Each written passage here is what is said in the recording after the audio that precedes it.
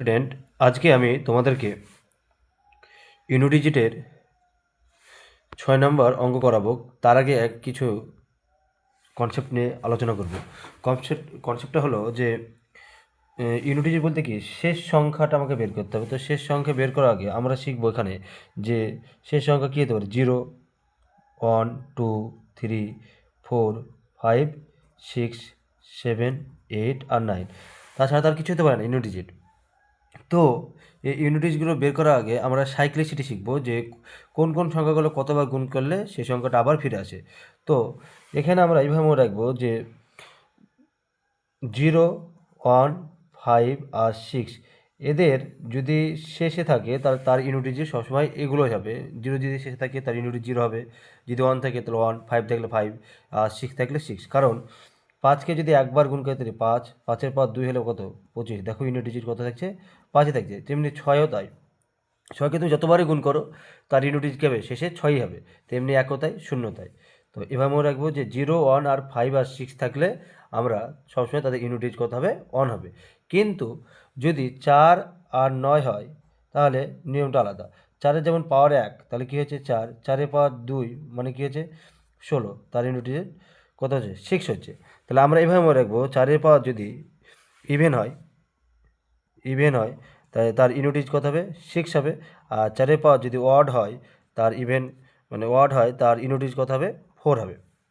তেমনি 9-এর ক্ষেত্রে দেখবো, 9-এর ক্ষেত্রে কী হবে, 9-এর পর 1 মানে 9, 9-এর পর 2 মানে কত, 9, 9 স্কোয়ার মানে 81, 81 মানে 1, তার ইউনিট ডিজিট কী হবে, 1 হবে। তো যদি 9-এর পর ইভেন হয় তাহলে 1 হবে। আর 9-এর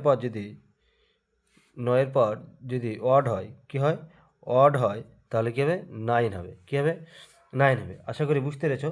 এবার তাহলে আমরা শিখলাম 0 শেখা হয়ে গেছে, 1 শেখা হয়ে গেছে।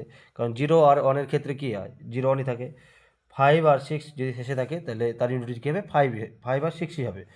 আর 4 আর 9-এর ক্ষেত্রে দুটো নিয়ম শিখলাম, যে 4 আর 9-এর ক্ষেত্রে কী শিখলাম, যে 4-এর ওপর যদি পাওয়ার কি থাকে, ইভেন থাকে, তাহলে 6 হবে। আর 4-এর পাওয়ার যদি ওয়ার্ড থাকে তাহলে 4ই হবে। তেমনি 9-এর পাওয়ার যদি ইভেন হয় তাহলে 1 হবে। আর 9-এর পাওয়ার যদি ওয়ার্ড হয় তো 9 হবে বা 9 হবে। এবার থাকলো 2, 3, 7 আর 8। 2, 3, 7 আর 8-এর ক্ষেত্রে কি, দেখো 2-এর ক্ষেত্রে একটা দেখায় তাহলে বুঝতে পারবে। দেখো 2-এর পাওয়ার কত, 1 মানে 2, 2-এর পাওয়ার 2 মানে কত, 4, 2-এর পাওয়ার 3 মানে কত, 8, এভাবে চলতে থাকে। 2-এর পাওয়ার কত, 2-এর পাওয়ার 4 মানে কত, 16, 2-এর পাওয়ার 4 মানে কত, 16। তেমনি 2-এর পাওয়ার 5 মানে কত, 32। দেখো আবার সেই ইউনিট ডিজিটটা ঘুরতে শুরু করলো। তাহলে কতবার পর সেই জিনিসটা আবার আসছে, 4 বার পর। তাহলে এদের সাইক্লিসিটি কতবার, 4 বার। তো আমরা এইভাবে মনে রাখবো যে 2, 3, 7 আর 8 যদি থাকে কোনো সংখ্যার শেষে, মানে ইউনিট ডিজিটে থাকে, তাহলে সেই তার পাওয়ারটাকে আমরা সবসময় কত দিয়ে ভাগ করব, 4 দ্বারা ভাগ করে লিখব। এবার 4 দ্বারা ভাগ করার পর যদি ভাগশেষ থাকে তাহলে সেই ভাগশেষটা সেই সংখ্যাটার উপর চাপাবো।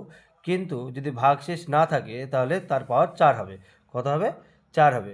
আশা করি বুঝতে পেরেছো। এবার আমরা 6 নম্বর অঙ্কটা করব। তো দেখা যাক 6 নম্বর।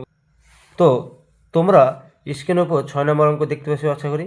তো 6 নম্বর অঙ্কটি কী বলছে দেখো, দ্য ইউনিট ডিজিট অফ 7, তার পাওয়ার হলো 103 বা 7-এর পাওয়ার 103, তার ইউনিট ডিজিটটা বের করতে হবে। তো তার 7-এর যদি পাওয়ার 103 হয় তাহলে আমরা কি বলেছি, যদি ইউনিট ডিজিট কত হয়, 7 হয়, তাহলে তার পাওয়ারটাকে কত দিয়ে ভাগ করতে হবে, 4 দিয়ে। এবার 4 দ্বারা ভাগ করার একটা নিয়ম আছে, যে 4 দ্বারা পুরোটাকে ভাগ করা যাবে না। মানে 4-এর ভাগের নিয়ম বলছে যে 4 দ্বারা ওই সংখ্যাটা ভাগ যাবে শুধুমাত্র যদি ওই সংখ্যার শেষ দুটোকে যদি ভাগ যায়। তো শেষ দুটো কত, 0, 3। তাহলে 0, 3কে আমরা 4 দ্বারা ভাগ করব, মানে ভাগ শেষ কত হবে, 3 হবে। তো 7-এর পর কত, 3, তাহলে 3টা 7 গুণ করব, তাহলে 7 7 কত, 49। আর শেষের সঙ্গে শেষেরটা গুণ করবো, ইউনিট ডিজিটের সঙ্গে যেহেতু ইউনিট ডিজিট করবো, 7 9 63, তাহলে ইউনিট ডিজিট কত, 3। তাহলে এই অঙ্কের উত্তর হয়ে যাবে বি নম্বর। 6-এর প্রশ্নের উত্তর হয়ে যাবে বি নম্বর। আশা করি অঙ্কটা তোমরা বুঝতে পেরেছো। এরপরে আমরা 7 নম্বর অঙ্কটা করব।